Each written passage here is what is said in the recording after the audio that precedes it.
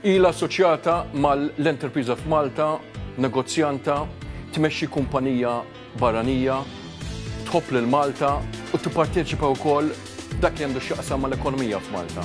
Magħna fl-istudio Helga Ellul.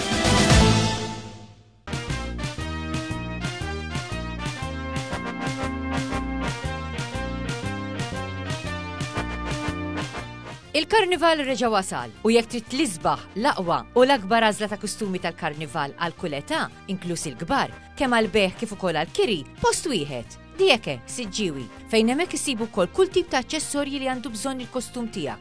Dijeke, triq Monsinjur Mikiela Zoppardi, Siġġiewi.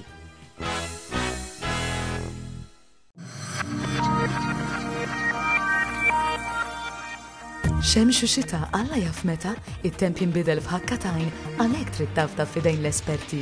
Tinet, twapet, gazebos, sufanijiet u amara għal barra, dwar u effetti speċjali u maftit mela ħafna affarijiet Casapinta Exhibitions and Events jistgħu joffrulek. Għalhekk jekk għandek xi attivitajiet fuq barra, eżibizzjonijiet jew xi tiġ, ċemplilna issa ħal-stima. Studio 7 presents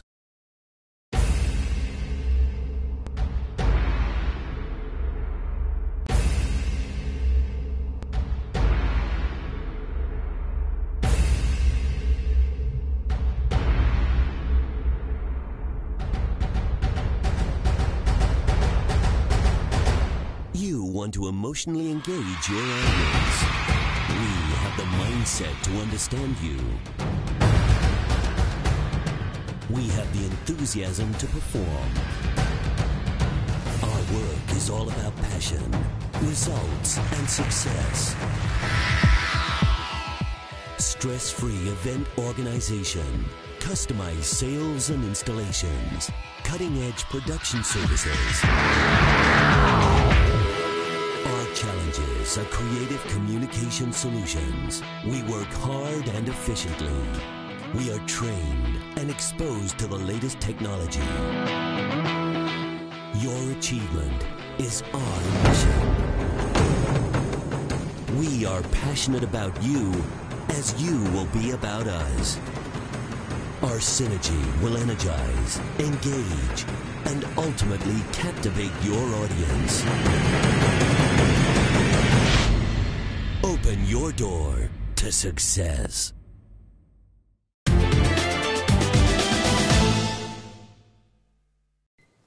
Helga Ellul, thank you for coming to Reporter. CEO Playmobil, ex-President Chamber of Commerce, a person who continuously has committed herself to doing business in Malta, but is also aware of how business works in Malta. First question, how has the international situation impacted on Malta? I mean, has it impacted on Malta in a big way, as we had expected, surprisingly? How? I feel, actually, that Malta is one of the fortunate countries that we didn't feel it to such an impact as a lot of our Mediterranean neighboring countries. I think Malta, because of its benefit of being small and being very diversified, being very flexible, has actually managed quite well to buffer all the influences of the international crisis. I think we have done extremely well under the circumstances. What would you attribute this to? What are the reasons you would attribute this? You mentioned small size. Okay, that is one thing which we have no control over at all. Our size is something which someone else gave to us. but what can we attribute this to? Is it our strong banking system, political decisions, our conservative way of doing business? What is it?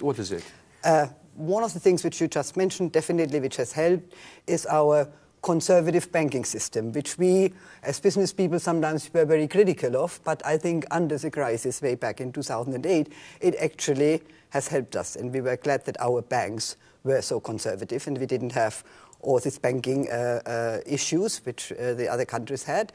I think the other thing has been in the making actually quite a long time, because I think from a political and even from an entrepreneurial part, I think we have realized that the only thing we have in Malta is our people. We have nothing. what makes Malta, makes or breaks Malta, is its people. And we have invested very heavily over a number of years now, not just now, for a long time in our education, in our people, because we know it's the quality of our people, it's the skills of our people who can make this country. And I think the other thing which I just mentioned is the smallness, because we always think it's a bit of a negativeness. Sometimes it can be a positiveness, because when you are small, like even in enterprises, you can be very flexible, you can be very adaptable, rather than a very big country where you have all the different layers. I mean, we have the advantage in a small country that you can get to the decision-making process very fast. You can change, you can adapt much, much more flexible than larger countries. And I think the other thing was as well our diversity. We always say center of excellence, but in all fairness, I think we are not a center of excellence in one area, but we are rather involved in a lot of different areas. So if one area gets hit, we don't feel it as an impact where other countries are maybe very much more focused in one area. We get a bit of a hit here, we absorb it by somebody else.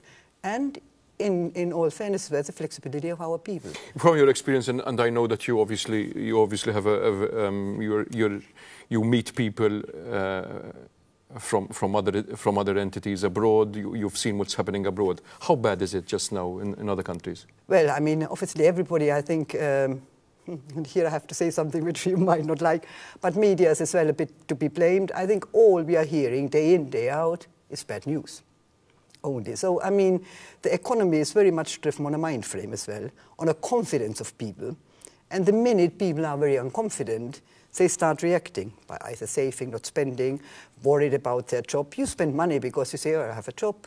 What I spend today, I can make tomorrow. And that drives an economy. The minute you start putting sort of spokes into this wheel, it has effects. And I think we are seeing all these effects. There are definitely, Europe has a situation which it has to master and has to see where it wants to go, what the new Europe, what our shape has to be, and we have to stay our European. I think we have achieved so much, but as you know as well, I mean, we had such a long period of peace, such a long period of a good living, so we need to see how we can sustain that. Before we come to Europe, and I want to end this very short interview with Euro and Europe. Mm-hmm. I'd like to ask you about obviously Malta, more about the local situation, because obviously you are as Maltese as any other person. Yes, but I mean, people might believe that you're not at all Maltese, but you know Malta more than anyone else. You are Maltese, and what do you think one should additionally do to help alleviate some of the pressures on industry in this situation? Definitely there are things which you have publicly mentioned also, yes, that will alleviate pressures on the industry. And the industry now needs to be competitive, needs to be able to start running rather than walking. What would you do which would alleviate the pressures on local industry? No, I think one of the issues, and as I said, I have come out with that as well, we have done extremely well, and rightly so, in the financial services, and we should continue, but we should keep our diversity. We should not, I mean, obviously I come from a manufacturing background, because this is my expertise. So do we want to continue having manufacturing? I think we need to have it, because I think it's, manufacturing as well leads to R&D, leads to innovation. So I think we need to continue to look after that part of our economy. And that has been obviously quite severely affected with electricity rates. I mean, a lot of manufacturing are heavily energy users. We are not saying that what has happened, that we needed to have cost-effective and we pay for our energy, but you need to sort of find systems of how to get the companies ready to adopt it and find time frames. You can't just shock the economy. I mean, I think shocks are what you can't take. This thing of trying to find a balance between obviously the needs to address obviously an Malta which does not balance its budget and the industry which needs to be competitive. What's the solution? I mean, in a very short. I think we need to have sort of this consultation, much more intense, of seeing the assessments, what effects will that have, and how can we try together, all the stakeholders, try to find a way where everybody can live with. And I think in industry, the most important one is that we need to know before that we can plan it in. we cannot. I mean, we always need to know ahead, because we need to plan. We plan for a year ahead, for 2 years, for investments we plan 3-5 years. So you can't make business plans with surprises, right? No, we cannot. Right. I mean, and that is sort of what I. When you look at the usual buzzwords which are related to good business, bureaucracy, infrastructure, transport, how do we rate? Have we improved here? Do we still have major problems here? I mentioned 3. I could go on, but I mean, I think I've mentioned the 3 pillars. Obviously, I mean, the whole infrastructure, like you said, which you need to do good business, needs to be always looked at. And I think we have improved. Yes, definitely we have improved, but there's still always need for improvement. I think one of the things sometimes I feel as well a bit, and here I'm very personally very open in my things, is that we raise very high expectations. When I say we, from a government, that we are changing and we are restructuring, or we have a transport restructuring, very high expectations, when everybody knows it is such a big change, and we know it in industry, we know it in business, that it will never go top-notch from day one. So don't raise expectations. Be a bit more sort of maybe out and say, listen, this is a big change. We will need to tweak it as we go along. We know that. I mean, nothing goes from day one perfectly. But don't say it will. Say that there will be problems, because it's normal. Perhaps this is something. Perhaps we need more technocrats rather than politicians. But that's something. But that's something that the Italians are experiencing just now.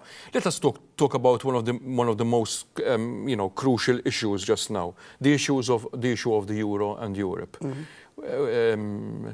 Many people question the future of the euro. However, if you look at what people like Angela Merkel have to say, what Barroso has to say, and most of the European leaders, they say there is hope. This is not the end of the road. What is your view of the issue? Definitely, and I think we have to be very strong behind Europe. We have to be. The currency is one issue, yes, and I think even the currency was the right decision to have this currency, which most probably at that time, and I think it's very natural, one did not forecast all the issues which came in, and which will come with a currency, shared currency, and maybe now finding out that we were not watching enough, that we were sort of letting people get away a bit with their systems and not being strict outright from the beginning. I think this is learning curves as well. But I think, but also some very fundamental big mistakes. Big mistake, yeah. But, but learn out of your mistakes. But I mean, not to realize that people were presenting budgets which were not representative of the true picture was quite amazing. We have 60 seconds left, and I'd like to ask about manufacturing. Okay. Manufacturing. A lot has been said in the past about manufacturing, that this is not the way for Malta, that this is not the future for Malta. The reason being that we are not able to provide the third world developing countries provide a much lower salary base, and therefore we cannot be competitive. No. How true is this? I don't believe. I mean, I can say it only from my own experience, obviously, and from the company I represent, Playmobil, where we are a European manufacturer, have always been, and our philosophy is Europe. And for very simple economic reasons, that when people go, be it China, India, whatever you name it, for lower cost, manufacturing is not just about the labor cost. Manufacturing is much more. I think manufacturing is a lot about technology. It's about innovation, new processes, getting more efficient. And there you need a certain capability of manpower, of skills, of qualification, which we in Europe have. That is what we have. That is our strength. So let us use that. And when you look at this other countries, they are distances away. Today in our economic scenario, you have to be so fast, you have to be so just in time, that these distances where you have to plan 3-6 months, we can't even afford it. So you plan something which then will not happen. I mean, we literally, in our company, we plan sometimes from one day to another within a week. We are so flexible to adapt to what our clients want, and that is our strength. And this we can do with new technology, with our skills, with our qualifications. Helga Ellul, thank you for coming to Reporter, and thank you for your comments and tools. Thank you.